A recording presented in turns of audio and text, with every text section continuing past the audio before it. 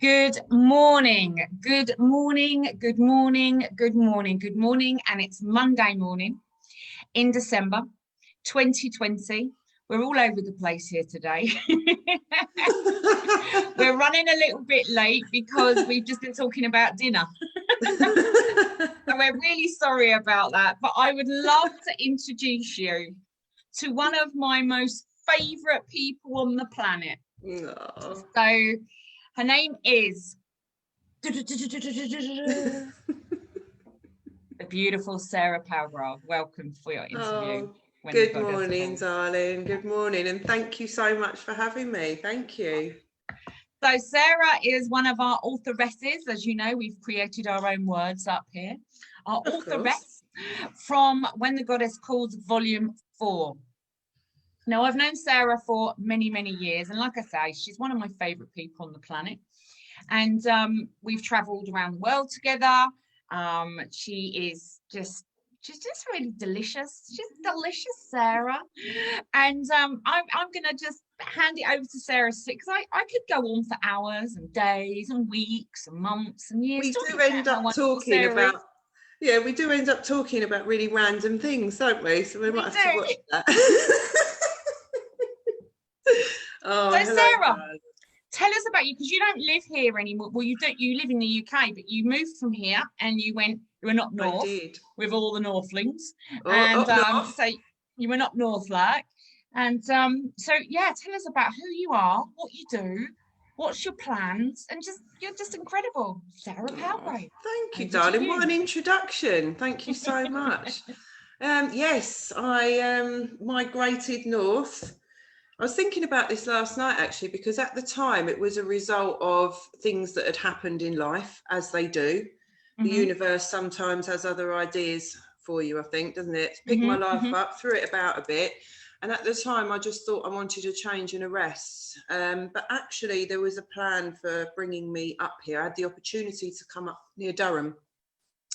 And it's very beautiful countryside. It's different to Kent, kind of rolling moors and horses and rabbits and crows, and it's really, really beautiful. And now I know it was for my work, because I've actually connected on such a deeper level with nature and with the land, and I didn't really expect that, but I needed it for my work this year, so I know now why I was brought here. So yeah, I'm up north. I don't know how long for. But that's fine. So, but yeah, I'm a Londoner originally, born in London, 75. Mum and dad, no siblings. Where were you born, Sarah? Stepney. Stepney, under the sound of the Bow Bells. Hackney? Yeah, very. I know, I was born there too. All the best people were. Of course. Yeah, mum and dad moved me out of London really about 7 years later, down to the seaside. And yeah, grew up always a sensitive child, only child, get used to your own company, very much in my own world, and had a great childhood, really, really nice, but started to have a few problems in my teens, and after a series of events it sort of pushed me onto my spiritual path, but I didn't understand that. I didn't understand it, and I didn't understand anything about myself really. Had my son and just fell into sort of matrix life. I always felt like I had to go to work. I was a grafter, always had a job, always felt like I had to follow that model, you know, of working hard. That's how you get success in life. That's what you're expected to do. And I didn't really come back onto my spiritual path in my late 30s. And what happened? Well, as a lot of people, adversity kind of forced that situation, really. You know, I was suffering mentally. Things weren't getting any better. I couldn't find any solutions. I'd been on medication. I'd felt depressed, alone. And I had a real turnaround. I can remember thinking, because I had a child now, and it wasn't easy with him either, as a lot of single parents will resonate. And I think he's very much like me. He's very sensitive. and he probably felt my emotions. So he started to have problems. Of course. You know, and that's what happens. Yeah, they feel it, don't they, when they're empathic, the same as you. They start to feel, and they don't understand. So I spent a couple of years doing things on my own after making a decision. I'm not going to go under. This is not going to beat me. I just can't do that again. And I spent a couple of years really studying. I committed. I threw myself in, just heart and soul, really. I just committed to myself to do something about it. And I spent a couple of years on my own doing stuff and learning about the energetic reality. And that was a huge shift for me. I think at first you kind of know this stuff because it's science now, isn't it? I mean, science has proved the energetic reality, epigenetics, all the latest neuroscience.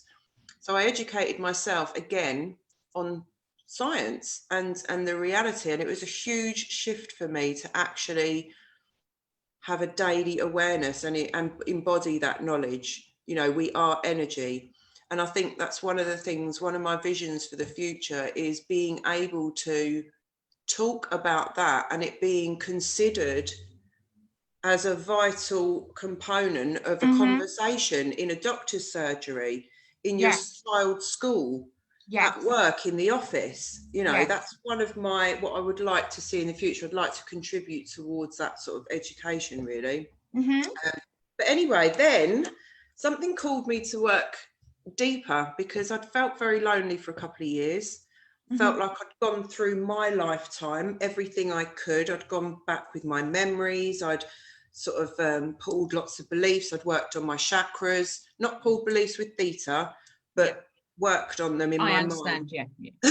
And then I felt like there was something else. I thought it's got to be past life. And I thought, I need help with this. And within 1 month, you turned up back in my life. And you had previously given me a beautiful angelic Reiki treatment at a retreat in Oxenhoath. And you'd held a workshop. Do you remember? Do you remember the workshop? I do. And I'd really felt the angelic presence very strongly at that workshop. And it was a beautiful, beautiful weekend. And then I sort of put this call out to the universe. I need help with this. I need help with past life stuff. I need help to understand. And then you popped up at the yoga workshop, and I looked at you and I thought, there you go. That's the girl to help me. And the rest is history. Really. Yeah, I mean, we connected. We connected really, like, just Yeah, you added me to the group, didn't you? Yeah, I did. And I remember giving you that healing because it was a really hot day, and instead of going in and laying down on the couch, we did it outside. You were, I think I came, and I think I had my legs wrapped around you, so you sat in between my legs, facing out towards the fields, and it was the grass of the trees, and I felt like the earth was holding me. It was amazing. Yeah, it was phenomenal. And then you went on and you trained. You're an angelic Reiki master. You went on to do your theta healing. So I think you've done about 6, 7, maybe 8 courses in theta. And you've really evolved. And your work now is predominantly about working with mental health. You're so you're really determined that it gets out and that we realise that mental health can be spoken about. Mental health isn't an embarrassment. It isn't shy, but what I do love about you is that you won't let people just talk about it. Yeah, I've got this, I've got that. Oh, no. You're saying you've been labelled by a doctor. That is not who you are. So, like, we've heard people say, and I am bipolar, I'm this and that, and you're like, yeah, okay, so you've been labelled that, but that's not who you are, and let's go. And then you will open up the doors for them, which is exactly, my own background. Having, I didn't have mental health, I did have a breakdown, which I suppose is mental health, and it is, and it was horrific, but I was too embarrassed to talk about it because it wasn't my arm that was broken, or it wasn't a leg that was broken. It was my head. It's crazy, isn't it? How people still have this thing. I mean, if you talk to people in the street, you see someone in the street and you ask, how are you? You know, people are more than happy to talk about physical problems, but they still have a taboo. There's still a taboo and a stigma about mental health. And I'm just not having it. Like, I think the further I get into the work, the more I realise that it's, you know, I'm not going to stop talking about it until children as well, kids, you know, the thought of little kids feeling like there's something wrong with them. There isn't something wrong with you, you know. So at the end of the day, it's got to be done. And what I like to do now, I've been doing the two things separately for a long time. You know, even up until recently, going back into the workplace and working in the system in mental health. Very frustrating. There's only so much you can really do because the system it's very restrictive. Yeah, and you've really struggled with that because you went back into This the time system I have, and you were like, you know, you're not allowed to say this, you can't do that, you can't. And no one used common sense, did they, Sarah? No one used common sense, and it was all. You know, and I know from next door that the beautiful lady next door, you know, she had a carer going in, and she had dementia, and the carer was going in giving her tablets and not feeding her. She didn't get fed for 5 days until we realised it's disgusting. And then we went in, and then I ended up, my mum and I, not ended up, we took care of her. Yeah, you cared for her. We cared for her. Well, not everyone has that, do they? So. No, and the carers and the company, that one of the local companies here, their answer was, it's not we're not told to do that. It's not my job. You're not allowed to use your common sense. That's right. All there is ticking boxes. That's it. No and legalities. Yeah. And unfortunately, because hospitals and most other places are run like a business, then, you know, it ties people's hands. It ties the nurses' hands. They don't get to spend time with the patients. They're all about paperwork, and it's not their fault. You know, low paid, long hours, restrictions, very, very stressful. And it doesn't give any real help. You do get the odd one who's helped by the system, and fair play. Yeah. You know, you'll get the odd one who comes in, comes out, but that's normally with very specific types of condition.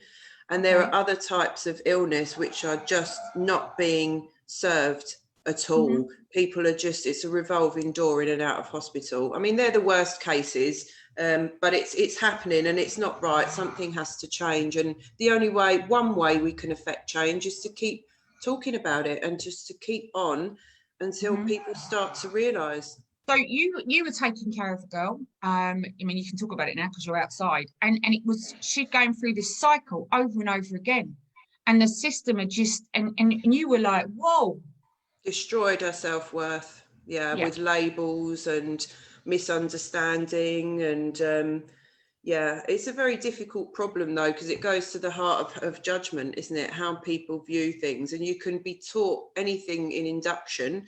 What I found, and this is what upset me the most, the difference between policies and procedure and the actual reality, there's a very big difference. There's a huge gap. And that was kind of difficult, you know, 12 and a half hours in that environment, very intrusive energies. I found it very hard this time. However, I got a lot out of it. It had a few different, it served me in a few different ways. I was able to sharpen my skills. You know, as a result, indirectly of that, not directly, but as a result of that, I was asked recently by a charity to give feedback on how the government should spend their money that they are promising to inject next year. So that was an honour to do that. And he's asked me, would I mind going back for any future things? I said, no, I'd be delighted. So that was great. So you know, I just needed to get back in, sharpen up my skills, because what I want to do now is combine that with my energy healing.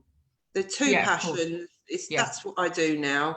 I don't want to work for anyone else anymore. No. So I want to combine the two and really offer something unique that can really help people. I hear you. So, what is next for you, Sarah? What are you doing? Oh, I mean, so I know exciting. you're. What is 2021? Oh, do you know, as topsy-turvy as this year has been, it's been absolutely wonderful. Mm, You know, I've been studying and I've really taken this time and this space to really bring together everything from my heart, everything that I want to do. It's given me that creative flow. You know, when I yes, was unworthy and I didn't think much of myself years ago and I was growing up, I can remember saying, well, I'm not creative. You know, I never thought of myself as creative, but yeah, you just blocked that flow, haven't you? And also yes, sometimes it doesn't fit the image of what creativity is, you know, good at yes. art or whatever. Um, but this year it's been flowing, you know, beautifully. So I've brought together a few offerings that I want to offer the world. So I'm really excited about that. I mean, we're just finishing the priestess codes, your wonderful attunements and work. That's been an honour to be a part of. Thank you. Just coming up to the end of my shamanic apprenticeship, which is powerful. I mean, this is lifelong work for me, and I'm very excited to just really gain more knowledge about that for myself and then share that with the world next year as well, Absolutely, my client. absolutely. I'd like to teach angelic Reiki again next year. That's something I would like to do, is step back into that role that I briefly, you know, went Uh-huh. into before Uh-huh. lockdown. Well, And we have lots of ladies up north. So you know, fabulous. we need to get that set up for you. That would We were be only talking wonderful. about it yesterday. Yeah. Oh, well, yes, I'd Mm, love that. That is something I'd like to do. And Bali next year. We're going to Bali, we baby. are. We are. I We are. can't wait. I mean, Glastonbury as well. Oh, we've got Glastonbury. Yes, we have. Yeah. Yes. And the two places, you know, the energy, Glastonbury for me personally, it's like the Bali of the UK because I mean, there's certainly not the ocean and the beautiful people in that sense, but it's got that energy, isn't it? It's got that magic. Yeah. It's got that disconnection from the rest of the world. Yeah. You get there and you feel a huge connection to the energy, the land, and just in this little fairy bubble.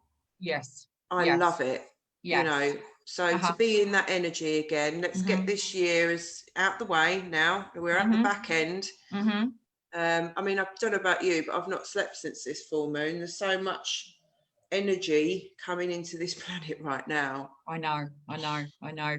I was like that on the first on the actual day, but after I'm that, I've still slept. like it. Do something Mm. to me. Make me No, sleep. I've been all right. I've been teaching theta healing online, but I've Ah, also been jumping on doing Nicole's. I'm a teacher in Soulmates, but I just jumped on and did her class as well. So wonderful. basically, I've been working in the daytime and then doing the nights with Just, my Australian family, which has been great. So I oh, haven't that's really lovely. slept. So yeah, so Bali next year. Yes. So Oh, I know that you're coming out with me and we're going to spend some time out there. So what are you so I know, I mean, we love Bali. I mean, it's the land of the gods and the goddesses and it's it is. our spiritual home. But tell me about your shamanic journey because did your drum arrive? It did. I did. Oh my God. I did. It's so beautiful. I should have brought it down, but it's in the bedroom. I've been having it next to the bed. I've been leaving it next to my bed Me so I can too. almost sleep with it. Yeah. And I did a little ceremony. I invited the spirit of my drum to come in. Yeah. That Yeah. was beautiful. Boom, get up. The dog's rummaging around. Come on. And yeah, it's just been phenomenal. I think I was called to do, the Bali was what brought this out. You know, when Yes. we were in Bali, I was very called to Kylie. And Kylie, apart from just being a beautiful, wonderful person, is also a medicine woman. She is. And I didn't really understand at the time why I was so drawn to her. Uh-huh. Then I came back, and at the beginning of the year, when I first got to Durham, I immersed myself in 3 or 4 weeks of webinars and online training about ancestral healing. Mm-hmm. From the Shift Network. They're very good, by the way, for free content if anyone Yes. wants to, you know. And a lot of that, it was practitioners, therapists from all over the world and their take on ancestral and lineage healing. Yeah. And a lot of that's shamanic work. Yeah. So I knew then that that's what I was called to. And then something popped up, synchronicity. I connected with somebody about a month later and ended up on her course.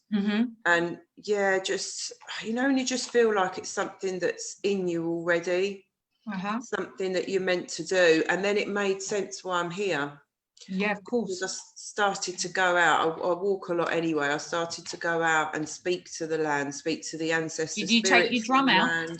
I haven't yet, because do you know what? It's been absolutely pissing down. Has it? Every day, yeah, every day. Last week, and it's hand painted. I don't want to get it. I know. Now, her work is amazing. Now I did put up my stunning, isn't it? After this, put up your drum and link her, because she's amazing. Did you see so she did the Shiva one? She's making a Shakti one for me under the new moon. Do you know what? Her work is quite awesome, isn't it? It's quite something. Really is out of this world. I need to get a case for it as well. I don't have a case because I've purposely got a relatively small one so I can travel with it. What size is it? It's like 16 or 18 inches. You can Jonathan Weeks, go on to Jonathan Weeks' website. He's got some. He'll post. Yeah, I bought mine from him. From his brilliant. Website. Thank you. Yes, because I want to bring, it's not too heavy. It's nice and, you know, so I can put it on my back and off we go. So yeah, and do you know what? Since they've actually got their own personality, haven't they? Yes, they have. Yes, they have. Because do you remember Merlin, my drum Merlin? I birthed that in I remember, yeah, I birthed it in Glastonbury in the temple, and he is just stunning. And I connected with the animal. It was a stag, and the animal was cold at Balmoral. So that was the skin. Wow. And all around the frame I put a beautiful mantra. I wrote the mantra. So it's incredible energy. But do you know what I did last year? I mean, that drum came to Bali with me. It came to Australia with me. It went to Dubai. It went everywhere around the world. And I got home and I came out of the goddess rooms and I put the drum in the back of my car. And then when I picked it, it was really hot. And when I got home, I thought, that doesn't look right. And I drummed it and it walked. I was absolutely gutted. Well, so now you needed a different one. Well, I do. Well, now it's gone onto my wall as you know, you have picture frames. Well, I have my Merlin in my bedroom and it protects me. I didn't know that. Oh, that's amazing. Yeah.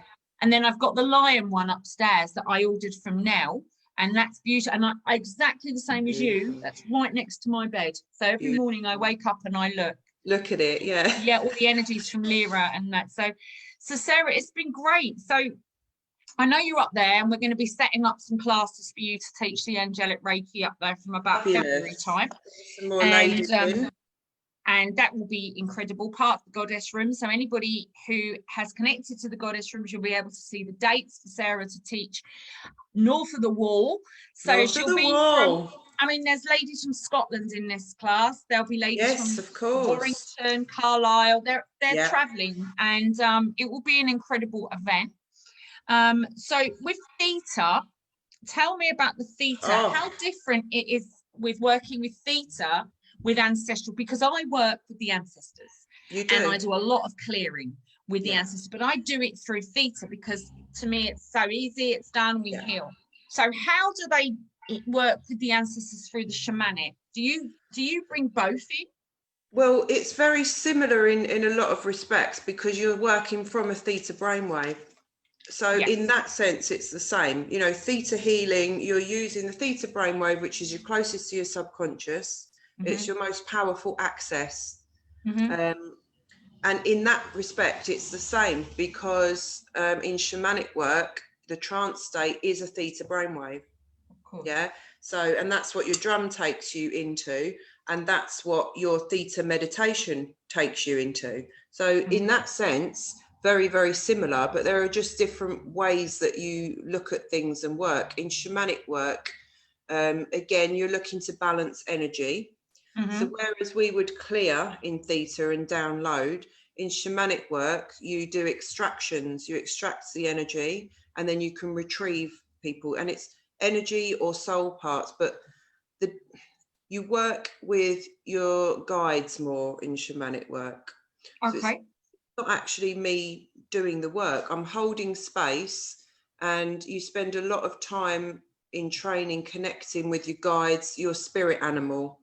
So you've got a power animal that is like your essence, essentially. It's like part of you, it's your essence. Then you have you know your guides, as you work with the guides and your angels, your ancestors. That could be any being in any form, you know, from the upper world. And I think really one distinction would be the way you work with the worlds. Really, we look at the lower world and the upper. The upper world would be the equivalent of seventh plane.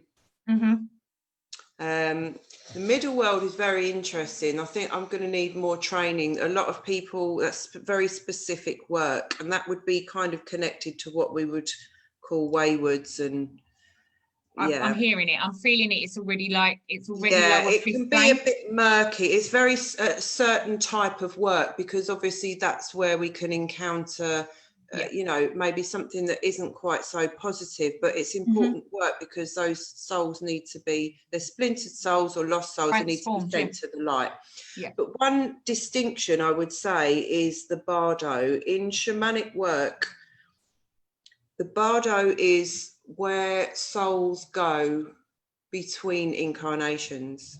So it's pure light, but it's the world between the worlds, and we don't have access to that. Wow. When you're incarnated, you don't have access to the bardo. So we can send souls that need to be sent to the bardo, but we can't go there ourselves. Right. Okay. So that would be a distinction, I would say. Okay. So tell me. So the bardo it's not. What is it? The in-between life. That's where we go. What, for retraining, or is it exactly that? Exactly that. A soul that's finished a lifetime needs to process this incarnation and prepare for the next life. Okay. Is it like the fourth plane, or is that's something? No, it's a bit like seventh, but it's like creator energy. Okay. But we don't have physical access to it. You can't go into it. It's like the world between the worlds, and it is just pure light. And that's why I say seventh plane, because it's the way it appears to me is bright, blinding white light that you can barely look into. Wow. Which is how I see seventh plane when I go there. It's like, you know, pure sparkling white. But when we go into seventh plane, we can immerse ourselves in that energy. But the bardo is slightly different. It's a place, the world between worlds, and it's where souls process and prepare. So you only have access, and it's what I think that's what you know, when people describe near-death experiences. Yes. When they've been in a coma or something, you know, and they see a bright white light. They've looked at the bardo, basically. They've been to the bardo, and their soul has decided that it's not time to go to the bardo. To process. Wow, that is so interesting. I didn't know that. That's what it was called. Wow, how beautiful to know that. It is beautiful. And when you, like, if you work with a client and they need a soul part, for example, retrieving. You know, if it's a soul part from another lifetime, then we have to send it to the bardo. If it's a soul part from this lifetime, we can send it back to your middle world. You have a spirit, middle world spirit, and they work with you, for you, and they can send it back to whoever it belongs to in this lifetime. Wow. But if the soul part is from another lifetime, that soul, you know, that soul, that they may be incarnated again, or they may not. So you send it to the bardo, and Creator, Great Spirit, does the work. Yeah, it's amazing. That's lovely. And I love that you say about the essence of the animal, because in Rainbow Children, we work with the drum and we bring the essence of the animal and seven planes. Yeah. So it's beautiful. It's beautiful to connect to that. Yeah. It's really it's really special that, you know, that we and all of us have come together to do this kind of work. It's so beautiful. Do you know what? It is something that's come to me last month or so. I actually got really emotional. I can't remember. I mean, I've been really emotional recently anyway. I miss my son. It brings your emotions to the surface, doesn't it? I think a lot of the time. And I thought this work is like the greatest joy of my life, really. Aside from my son, it's the greatest joy of my life because it is transformational. There's just nothing like it, you know, and it just literally transforms your life, your reality. I mean, I'd never really felt pure joy, I don't think, before. I hear you. I really do. Pure bliss and joy. I mean, we do it, don't we? We feel it, and what an experience to share when we're together. Yeah. And we just look at each other and we're like, it's just pure. Yeah. And I don't think I'd ever really felt that before in this life. You know, you feel excited or you feel happy or something, but it's never just pure joy. It's something you only get as a child, or, you know, and we're like little kids like that, aren't we? I know we are, and we really love it. And also, you know, at the Goddess Rooms, we just so like that squeezing with each other, and because you know, we're so grateful for each other. I think exactly, we are grateful for each other because. I mean, sorry to interrupt you. No, go. I just want to say something quickly to anyone watching as well, because, you know, that's why this is such a precious thing. You know, if, say, for example, some of the girls on the Priestess Codes course, or, you know, I did a lot of this work on my own to start with. It can be very lonely. You know, if anyone's feeling that way, or they've come into the course and, you know, it's one of the first things that they've done, what a blessing, you know, to have you from the start, to have the community. You know, I can't, and what it will trigger you to start with, because you've never known women who don't judge. You've never known pure acceptance and non-judgment from other girls, other women. And they find that hard, first of all. It is hard to start with. Because they're judging themselves. Exactly. Of course. You know, bring it, everything you do, it will hold up a mirror. Bring it back to you. If that's, it's not, I can understand it, and I did feel it, because the world out there is very judgy. Oh, it's shockingly judgy, and we sound like women, we're judging them, but we're kind of judging each other, and we compare each other, and, you know, and the base feeling underneath that is, I'm not good enough, I'm not worthy, I'm not enough. I'm not enough. I'm not enough is the main one. We know we are enough, and we genuinely hold each other. I've never, you know, hold space for each other. You know, it's such a precious and beautiful thing. So, you know, if anybody is feeling that, just trust. A lot of the I'm not enough does come from ancestral stuff. It does. Yeah, I mean, I put, you know, we were saying this in our little group in Priestess Codes. We're in smaller groups, aren't we? And some of the questions a couple of weeks ago were about, you know, what beliefs have you learned in certain areas from mum, dad, and, you know, the amount of times when you do a healing with somebody, stuff comes up about family and ancestral unworthiness, and fear. You know, and don't forget as well, as women, I mean, it's not about talking about the patriarchy, is not about hating on men. I love men. Of course, I love men. It's just a distorted men. It's distortion. You know, we've all grown up with this. We might not feel it so much now, but I mean, I'm doing a master's at the moment in English Lit, and I've chosen to focus on women's studies. So I'm reading a lot of the stuff from like 1850s, not that long ago.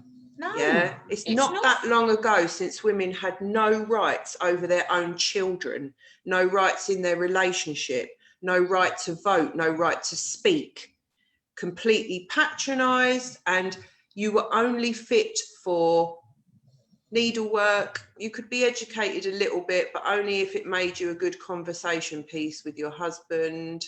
You had no rights at all.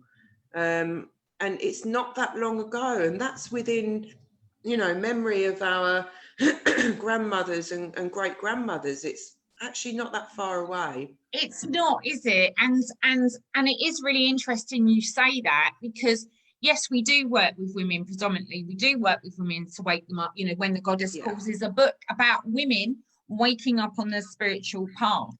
And it's really important that people understand the true sacred feminine and the true sacred masculine, not the distorted masculine or the distorted sacred feminine, like the manipulation. And I've seen people judge. They've even judged that. They've even judged. They judge everything. They even judge the feminine work that we're doing. They're like, no, I don't want to do. You're doing all that feminine stuff. It's not for me. This is interesting. You're still judging.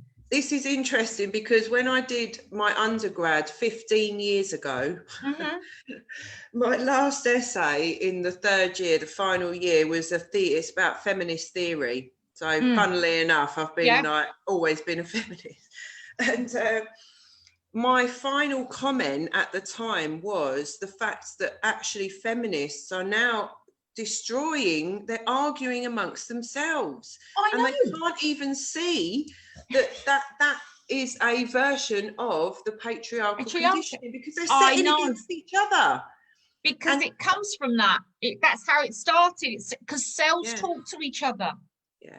And guess what, Teen? I go back in 15 years later, there's a whole thing now there's actually a thing called theory wars. Because in that last 15 years, that thing that I observed and commented on about them setting against each other, it become a thing. There's now a thing called theory wars. Because people, it's like, what is this for if we're just going to end up at each other? And patriarchy, love it. Patriarchy, they very don't careful, even see. Very clever. I mean, it's like the women in the 80s, bless them, Maggie Thatcher, women in the 80s. Right, we're feminists. We're going to we're going to work. We're going to do everything that the women in the 70s couldn't necessarily do. Yeah. So they went out to work, and fair play, they became independent financially. Yeah. Which women in the 60s and 70s weren't. But they just ended up trying to be men. I know. Like men. I know. No femininity at all. No. And even sleeping with people and drinking beers and drinking. That's when the wine came out. Wine used to be able to be drank at the dinner table or when you went out somewhere nice. And all of a sudden, especially in this country, 2, 3, 4 people would be getting drunk on bottles, and then it just changed. Yeah. They believed that they were men. They took the wrong idea of the patriarchy describing for you to be independent. Exactly. And now they're arguing with themselves. Yeah. And so they're still under that energy. But do you know what? They will. They will. And it's evolution in consciousness, in ideas. People have to go through stages to have understanding. So it's fine, It is fine. It is fine. Well, Sarah, I'm going to say I'm just really glad that we're able to see life the way we see it. And I'm really blessed having you in my life and having I'm so thankful for you. Thank you so much. I'm very grateful for you. I love you so much. I love you too. Girls, it's been wonderful, and thank you for inviting me this morning. And hopefully we're going to see you down here before Christmas and a little girly goddess get together. That would be really lovely. Yeah, I kind of need that. I'm kind of starved of female attention up here. Even the dog's a boy. No offence. No offence, Boom. No offence, little boy. Oh, gorgeous boy. So, Sarah, you're going to have massive kisses and cuddles. I don't know if it will probably be like octopuses. We'll suck you out. That's fine. It's all good. I can't wait. If you just want to arrive 2 hours early before dinner, that should be okay by the time we've just kissed you and sucked you up. So, Sarah, thank you for your interview. Anybody that wants to read Sarah's story, she's in When the Goddess Calls Volume 4. She's a little cracker. I love her. And look forward to the dates that we're going to put up for When the Goddess Calls, and the Goddess Rooms will be taken up north. So Sarah, who works under the Goddess Rooms, her name, she actually is one of our girls who works with us. So she's going to be taking the Goddess Rooms up to north of the wall. Yeah, that's going to be the angelic Reiki. So if you are north of the wall, just look out on the Goddess Rooms for the dates, and we will let you know and jump into her classes. Right, so I love you, and I'll see you. Thank you so much. I love you. I love you all. Have a great day, girls. Bye.